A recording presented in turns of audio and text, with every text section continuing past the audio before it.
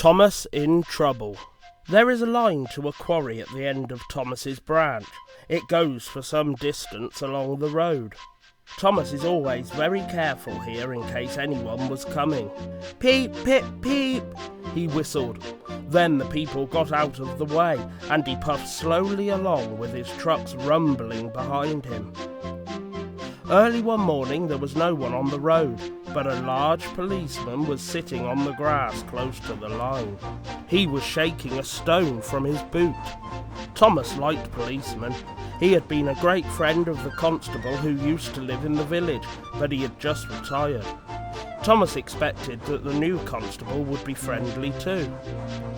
Peep, peep, he whistled. Good morning. The policeman jumped and dropped his boot. He scrambled up and hopped around on one leg till he was facing Thomas. Thomas was sorry to see that he didn't look friendly at all. He was red in the face and very cross. The policeman wobbled about trying to keep his balance. Disgraceful, he spluttered. I didn't sleep a wink last night. It was so quiet, and now engines come whistling suddenly behind me. My first day in the country, too. He picked up his boot and hopped over to Thomas. I'm sorry, sir, said Thomas. I only said good morning. The policeman grunted, and leaning against Thomas's buffer, he put his boot on. He drew himself up and pointed to Thomas. Where's your cow-catcher? He asked accusingly. But I don't catch cows, sir. Don't be funny, snapped the policeman. He looked at Thomas's wheels. No side plates either, and he wrote in his notebook. Engines going on public roads must have their wheels covered and a cow catcher in front. You haven't, so you are dangerous to the public.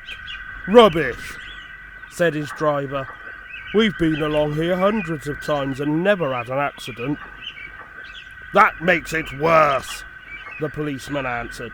He wrote regular lawbreaker in his book. Thomas puffed sadly away. The Fat Controller was having breakfast. He was eating toast in marmalade.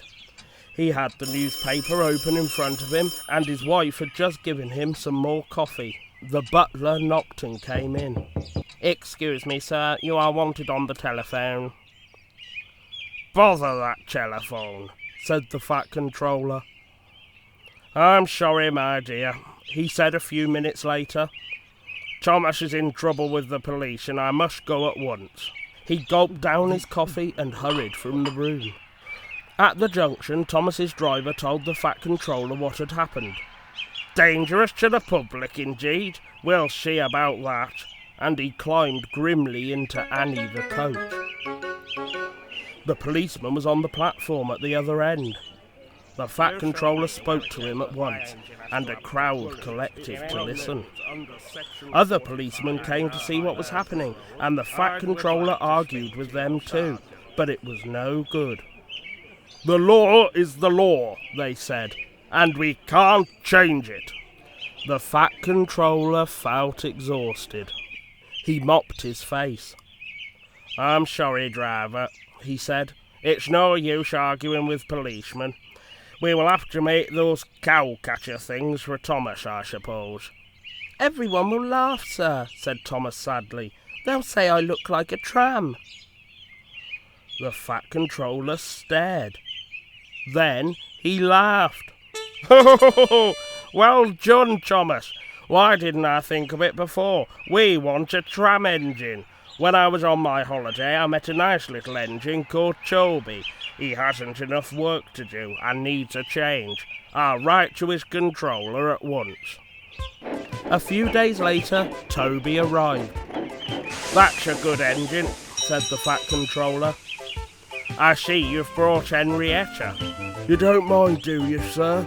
Asked Toby anxiously. The station master wanted to use her as a hen house, and that would never do.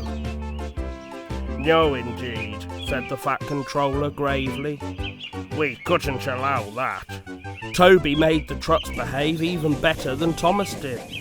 At first, Thomas was jealous, but he was so pleased when Toby rang his bell and made the policeman jump that they have been firm friends ever since.